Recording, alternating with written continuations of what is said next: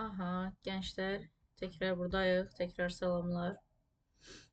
Deməli, bugün adını eşitməkdən əmin bezdiyiniz o mövzulardan bir dənəsinə baxırıq. Mövzumuz aparat təminatı mövzusudur. Aparat təminatı nədir, nə işə yarayır, onun hansı növləri var, bunlara baxacağıq. Baxmazdan əvvəl gəlin mən sizə öz qısa yolumla anlatım, başlanğıc mövzuları. Ondan sonra siz necə istəyirsiniz elə də öyrənə bilərsiniz. Baxın, biz keçən dəfə Ayşə və Mələkdən danışmışdıq. Demişdik ki, onların iki dənə kompüteri var. Bu kompüterin, yəni əgər baxmamısansa, proqram təminatı mövzusuna baxsan, aparat təminatını başa düşməyin daha rahat olacaq. Deməli, biz danışmışdıq bunun tərkibindəki proqram təminatından, softwaredən. İndi danışırıq bunun tərkibindəki aparat təminatı, yəni hardware deyək buna, ya da ki, aparat təminatı deyək, heç bir fərqi yoxdur. Biz aparat təminatı deyəndə çöldən gördüyümüz həmin o e, aparatları nəzərdə tuturuq. Və sən çox normal olaraq kafanı çalışdırsan, bilirsən ki, sən bu aparatı çöldən görəndə, bu kompüteri çöldən görəndə gördüyün bu vasitələr, bu qurğular hamısı eyni kateqoriyaya aid ola bilməz. Ona görə də sən biraz kafanı çalışdırıb bunları bölürsən kateqoriyalara. Deyirsən ki, müəllimə, bu aparatlar kompüterə informasiyanı daxil edən aparatlar ola bilər. Biz buna deyirik giriş qurğuları. Bu aparatlar kompüterdə məlumatı çıxarda bilər. Biz buna deyirik çıxış qurğuları. Bu aparatlar kompüterdə məlumatı emal eləyə bilər və saxlaya bilər. Yəni informasiya prosesləri olaraq da düşünə bilərsən bunu. Amma çox vaxt nə edirlər? Giriş və çıxış qurğularını ayrı-ayrı götürmürük. Elə bir yerdə bir kateqoriya olaraq götürürük. Hətta bunun bir adı da var. Giriş-çıxış qurğularına biz deyirik periferiya qurğuları. Periferiya. Yadda qalacaq, ümid edirəm ki. Çox bəlli məsələdir ki, giriş qurğuları məlumatı kompüterə ötürən qurğulardır. Belə düşün, sən informasiyanı, özünü bir kompüter olaraq düşün. Sən informasiyanı nə vasitəsilə alırsan? Görməklə, yəni gördüyün şeyləri. İndi kompüter necə görəcək? Məsələn, sən ekran sənə göstərir. Kompüter məlumatı özündən ötürürsə, bu çıxış olur. Amma sən məlumatı ona verirsənsə, bu olur giriş. İndi sənə də gələn məlumatlar kompüterə gələn məlumatlar kimi əlaqələndirək. Sən kompüterə məlumatı ötürə bilərsən. Nə ilə? Bunların nümunələrini mən yuxarıdakı şeylərdən verəcəm. Yaxşısı budur. Bu çıxış qurğularını da kompüterdən çıxan məlumatlar olaraq düşün. Məsələn, sən bir şey yazırsansa, kompüterə məlumat girilir, kompüterə məlumat ötürülür. Bu olur giriş qurğusu, yəni klaviatura bir giriş qurğusudur. Amma yazdığın şeyi ekranda görürsən, yəni kompüter sənə artıq göstərir, kompüter artıq öz məlumatını ötürür. Ekran olur çıxış. Deyəcəksən ki, teacher, bəs tutaq ki, elə bir ekrandır ki, sən orada toxunursan, sənin ya verdiyin data orada hərəkət elətdirir ekranı, amma eyni zamanda ekranda nə isə görürsən, bu sənin üçün olur, məlumat verir də sənə çıxış. Ola bilər. Yəni ekran həm giriş, həm çıxış qurğusu ola bilər, amma sensor ekransan, hansı ki, orada toxunub iş görə bilirsən. Ya da ki, modem həm giriş, həm çıxış qurğusu kimi götürülə bilər, çünki həm o sənə internet verir, həm də sən ona kabeli taxıb interneti lokal kabel olaraq da götürə bilirsən. Yəni sən ona nəsə verə bilirsən, o da sənə nəsə verə bilir. İndi bu kateqoriyanı uzatmaq olar, amma çox getməyəcəyik. Giriş-çıxış qurğuları bunlardır. Emal qurğuları artıq bəlli məsələdir ki, prosesordur. Prosesor ayrıca bir kateqoriyadır, ona baxacağıq. Saxlama qurğuları bilirsən ki, informasiya harda saxlanılır? Yaddaşda. Yaddaş qurğularını kateqoriyalara ayıranda düşünürsən ki, belə bir nümunə göstərək. Bu olsun Renat. Hı -hı. Bir də Renatın bir dənə də bacısı var. Olsun Melisa. Renatın yaddaşı deyəndə ağlımıza beyin gəlir. Beyin gəlməməlidir, əslində yaddaş gəlməlidir. Beyin çünki emal qurğusudur. Renat sabah dərsinin olduğunu öz yaddaşında, öz beynində, öz kafasında saxlayır. Biz buna deyirik əsas yaddaş. Yəni öz başının içərisində olan yaddaş olur daxili yaddaş. Amma Renat istəyir ki, bu əgər onun yadından çıxsa, Melisa'dan soruşsun. Melisa'ya desin ki, Melisa, sabah mənim dərsim var, mənə xatırladarsan. Yəni özünə bir əlavə yaddaş tapdı. Əlavə bir yer tapdı. Ya bunu qeyd eləyir bir yerə, ya Melisa'ya deyir, Melisa ona xəbər eləyir ki, Renat, bax sənin sabah dərsin var, ged hazırlaş. Yəni Melisa xaricdə olan bir yaddaş növü deyə olur, onun xarici yaddaş növü. Deməli, əsas yaddaşımız daxili yaddaşdır, əlavə yaddaşımız xarici yaddaşdır.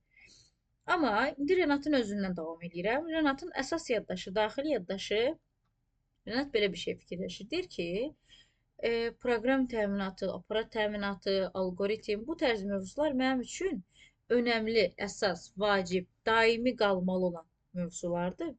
Daimi informasiyalardan. Ona görə mən bunu daim yadımda saxlamağa çalışım. Amma yox, bu gün məktəbə hansı yolla getdim, günorta nə yedim, dünən axşam kimlə nə danışdım. Bunları mən gün sonunda yadımdan çıxartsam da olar. Çünki boşuna beynimdə data saxlamasın, boşuna beynimdə yer tutmasın. Yəni, bunları da atım müvəqqəti yaddaş dediyim yerə. Eyni ilə beynimiz kimi kompüterdə belə işləyir. Daimi yaddaşımız var və müvəqqəti yaddaşımız var. Müvəqqəti yaddaşa deyirik Random Access Memory. Qısaca desək RAM. Uzatmasını yazmıram. Random Access Memory. Random sözün mənasını bilirsiniz. Random rastgele deməkdir. Rastgele gələn şeylərin saxlanıldığı memari yaddaş. Daimi yaddaşı da belə yadda saxlaya bilərsiniz. Yəni nümunə olaraq ROM var burada. ROM read only memory. Gəlin belə nümunə verək. Tutaq ki, siz dünyaya gələndə sizin necə bir insan olduğunuz sizin ROM-unuza, daimi yaddaşınıza, daxildəki daimi yaddaşınıza yazılıb ki, sən gələcəkdə əyləncəli bir uşaq olacaqsan, deyib gülən bir uşaq olacaqsan, enerjik, maraq, yəni ətrafda maraq göstərən və s. Bunlar sənin ROM-una yazılır və heç bir şey onu dəyişdirə bilmir. Yəni ROM read only memory, yalnız oxuna bilən yaddaşdır. Yəni belə düşün, sənin əyləncəli xarakterin insanlar tərəfindən görülür. İnsanlar bunu görür. Amma dəyişdirə bilirmi? Yox. Çünki ora ROM, ora heç nə yaza bilmirsən, ora toxuna bilmirsən. Bu daimi yaddaşımız ROM, ancaq oradan oxuya bilirik, yaza bilmirik. Amma yox, desən ki, elə bir yaddaş növü də olsun ki, müəllimə, orada bəzi insanlar gəlib özündəki yaxşı özəllikləri mənə yaza bilsin. Okey, deyirəm ki, CD-ROM deyə bir yaddaş növü var. Burada yaza bilərsən CDR,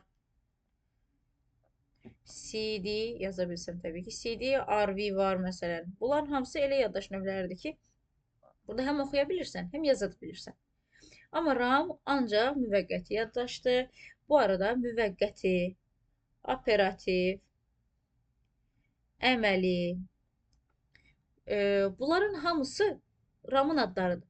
Yəni qabağınıza çıxsa bunlar ayrı-ayrı şeylər deyil. Qarışdırmayın bunları. Əlavə yaddaş. İndi siz beyninizi çalışdırın. Renat Melisa'ya bir şeyi yadından çıxartması üçün deyə bilərmi? Baxın, demirəm Melisa yadından çıxara bilərmi? Deyirəm ki, Renat elə bir mənasız datanı Melisa'ya deyərim ki, Melisa bunu mən mütləq yadıma sal. Mən bunu unutmamalıyım. Deməz də təbii ki, yəqin ki, əgər zarafatlaşmırsa Melisa ilə. Ona görə də siz kafanızı çalışdırıb tuta bilərsiniz ki, xarici yaddaşın müvəqqətisi olmur. Xarici yaddaş ancaq daimi yaddaşdır. Orada ancaq dataları uzun müddətə saxlamaq üçün verə bilirsən. İndi gəlirəm daimi yaddaş. Xarici daimi yaddaş deyəndə ağlınıza gəlir ki, xaricdə olsun və sən orada uzun müddət datanı yadında saxlaya bilərsən. Məsəl üçün, gedirsən nənəngilə, nənəyə deyirsən ki, nənə, mən sizin toyunuzu izləmək istəyirəm. Nənə gedir sənə bir dənə böyük kaset gətirir. Olur, həmin onların toyunun datasının saxlandığı kaset olur DVD ya da ki bunun CD versiyası var. Ya da biraz daha gənc nəslə doğru gəlsə DVD, CD, yəni disklərdə saxlamır da, buna disk deyə adına. Flash kartda saxlayır. Flash kart ola bilər və s. Yəni xarici yaddaş növləri də bunlardır. Saxlanma emal. İndi gəlin biraz da PDF-in üzərindən baxaq. PDF-in üzərindən də baxsaq, yaxşı yadınızda qalacaq. Baxın, giriş, yaddaş, emal və çıxış qurğuları. Az öncə danışdığımız idi. Giriş qurğularına aid idi. Kompüterə detalları ötürən yaddaş qurğuları yadında saxlayırdı. Emal eləyirdi, prosesora aid idi. Bura çıxış qurğuları da məlumatı kompüterdən ötürən. Kompüterə demirəm, kompüterdən ötürən. Baxın, burada nümunələr də var. Burada sistem bloku dediyimiz bir aparat var. Bu sistem bloku adətən masaüstü kompüterlərdə kompüterin yanında, dizüstü, yəni notebooklarda da klaviaturanın alt hissəsində olur. Daha doğrusu sistem blokunun içindəki bu mainboard, ana lövhə dediyimiz şey. Ana lövhə baxın, balaca bir şeydir. Bunun üstündə balaca bir yerdə prosesor dayanır. Bu hissədə olur RAM. Bunlara deyirik biz port. Port nədir? Port boşluqlardır, portlar deyək. boşluqlardır. Məsələn, siz kompüterinizin kənarına baxsaz, telefonunuzun kənarına baxsaz görərsiniz portun nə olduğunu. Boşluqlarda hansı ki siz ora kabelləri, şnurları qoşa bilirsiniz. Məsəl üçün LAN kabeli eşitmisiniz yəqin ki. LAN Local Area Network, lokal kabeli deməkdir. Yəni tutaq ki, sən internetin istəyirsən ki, çox yaxşı olsun. Yəni o internet spesialin sənin üçün işləsin. Ona görə sən gedirsən modemin, bu sənin olsun modemin. Buradakı boşluq hissəsinə ağ bir dənə kabel taxırsan və o kabelin ucunu gətirib öz kompüterinə qoşursan. Öz kompüterinə qoşduğun hissə təbii ki, sistem blokundadır, yəni mainboardda olacaq. Portlar burada yerləşir. Ölçüsü, prosesorun ölçüsü təxminən 2 sm kvadratdır. Yəni balaca bir şeydir. Prosesor haqqında burada daha detallı məlumat var. Baxın uşaqlar, bayaqlar beyin dediyim məsələ budur. Yaddaş başqa bir kateqoriyadır. Beyin başqa bir şeydir. Beyin orada emalın getdiyi hissədir. Yaddaş yadda saxlamaqdır. Yadda saxlayan orqan sənin üçün prosesləri emal edən, düşünən orqan eyni orqan deyil. Yəni eyni hissədə deyil ən azından. Bunu belə fikirləşə bilərsən. Prosesor isə kompüter üçün bir beyin funksiyasını yerinə yetirir. Məsəl üçün sən susayanda bilirsən ki, su salmısan. Çünki sənin beynin artıq sənə məlumat verir ki, bax su salmısan, su içməlisən. Acmısansa eyni şəkildə, dərs oxumalısansa eyni şəkildə. Dərs oxumağın alertini çox vaxt sənə vermir.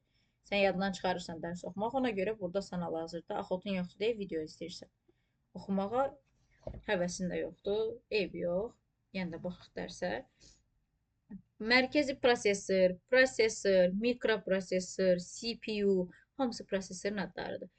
Central Processing Unit, bəzən bu addan da qarşınıza çıxa bilər. Yəni bunlar olur prosesor və onun fərqli adları.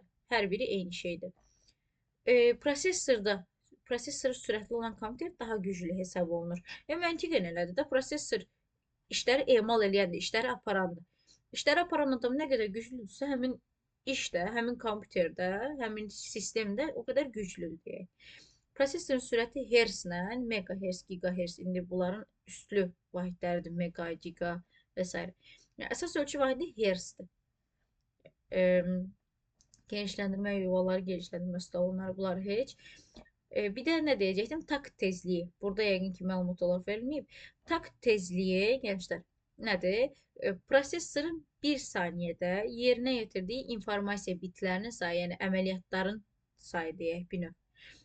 Yəni, ölçdüyümüz hertzdə əslində takt tezliyini ölçür. Bu da yadınızda qalsın. Giriş qurğuları. Giriş qurğuları deyəndə klaviatura ağlımıza gəlir və klaviaturanın düymələri növləri var. Heç növlərə baxmadan əvvəl sən bir klaviaturana göz gəzdirsən, görsən ki, yuxarı hissədə maraqlı düymələr var, üstünə F-lər yazılıb. Biz buna deyirik funksional düymələr. Onların yəni hər birinin öz funksiyası var, F hərfindən yadında saxla. Bir tık aşağısına baxırsan, görsən ki, rəqəmlər və hərflər var. Hərf rəqəm klavişləri var. Bunların nə olduğu haqqında artıq nəsə izah eləməyimə məncə ehtiyac yoxdur. Biraz sağ tərəfinə baxsan, görürsən ki, orada home, end, PG up yazılır, page up, PG D-ni yazılır, page down. Bunların hamısı kursorun idarə olunma klavişləridir. Kursor baxın mışdır. Mən ekranda gəzdirirəm kursu görürsünüz. Bu mouse'un hərəkət eləyəcəyi istiqamətləri təyin edir. Məsəl üçün sən home düyməsinə bassan, səni ekranın yuxarı hissəsinə aparar. Məsələn, page up səhifənin ən yuxarısına aparır, page down ən aşağısına. Yəni sənin kursorunu gəzdirir bir növ. Yardımçı rəqəm klavişləri bəzi kompüterlərdə olur, bəzilərində olmur. Sağ tərəfdə olan rəqəm hissəsindən söhbət gedir. Xidməti klavişlər. Məncə ən çox istifadə etdiyimiz klaviatura klavişlərdən birisidir. Məsələn, control, məsələn, escape, enter, alt, caps lock, insert, delete və s. Bunların hamısı olur xidməti klavişlər, yəni bizə kömək eləmək üçündür. Sıçanın göstəricisi, baxın, giriş qurğularına aiddir skaner və skanerin bəzi növləri var. Joystick, qrafikli planşet, mikrofon, web kamera. Deyəcəksiniz, web kamera nə əlaqə? Siz web kameradan data alırsınız? Yox. Amma ona data verirsinizmi? Hə. Sizdən nə isə götürürsə giriş, sizə nəsə verirsə olur çıxış. Çıxış qurğuları haqqında da əsas monitordan danışılır.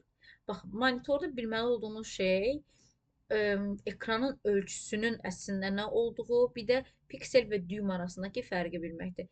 Piksel ekranın çözünürlüyünü ölçür. Ekran çözünürlüyü nədir? Baxın, hal-hazırda mənim ekran çözünürlüyüm videoda yaxşı deyil. Ona görə ki, piksel sayı azdır. Piksel balaca-balaca kvadratlardır. Balaca kvadratların sayı artdıqca oradakı rəngləndirmə də artır deyə daha yaxşı görünməyə başlayır. Yəni yazılıb ki, ekranda istənilən görüntü piksel adlanan nöqtələr yığınından ibarət olur. Ekranın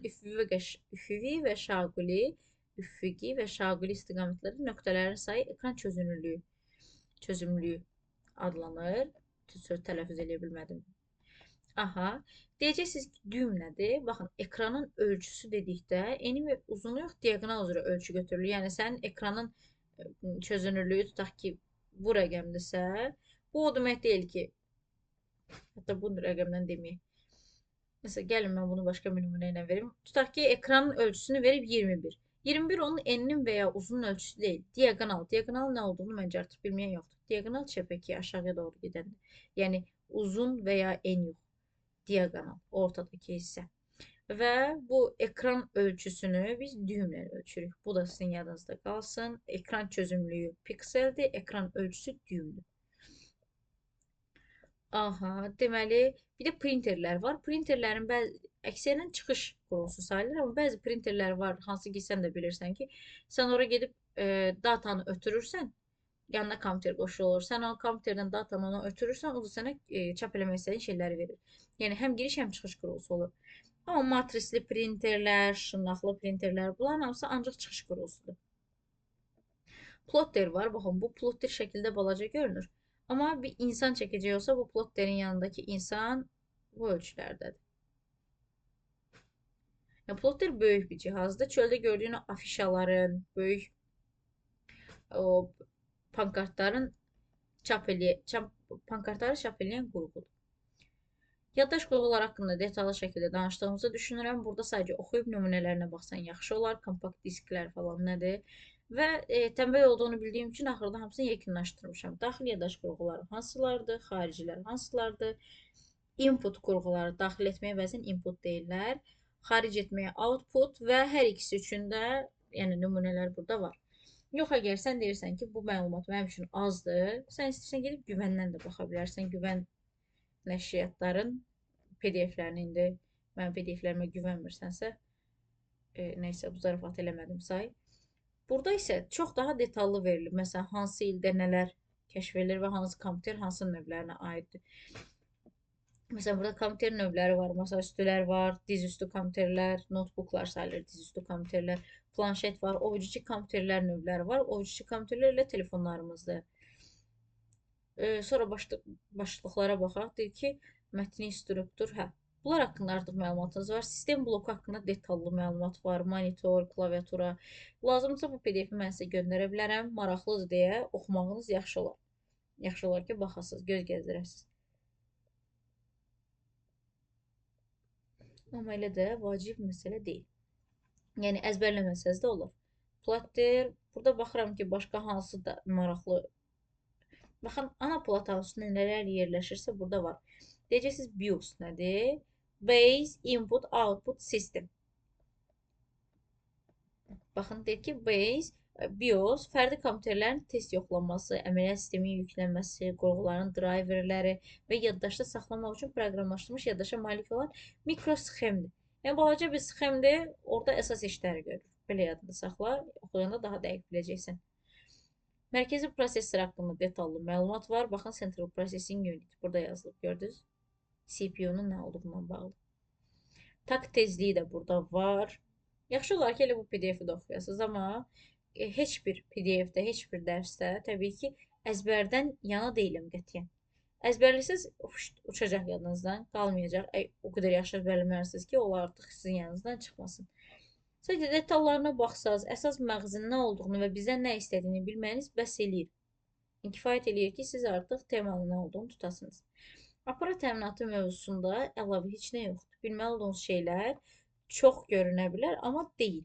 Sadəcə detalları biraz qarışıqdır və bayaqlar izah elədiyim, baxın, bu izah elədiyim hissəni bilməyiniz sizin aparat təminatının 80%-ni bilməyinizə taiddir. 80% deyib abartmayaq, ən azından 70-60% qədərini artıq siz bilirsiniz, bu hissələri bilsəz.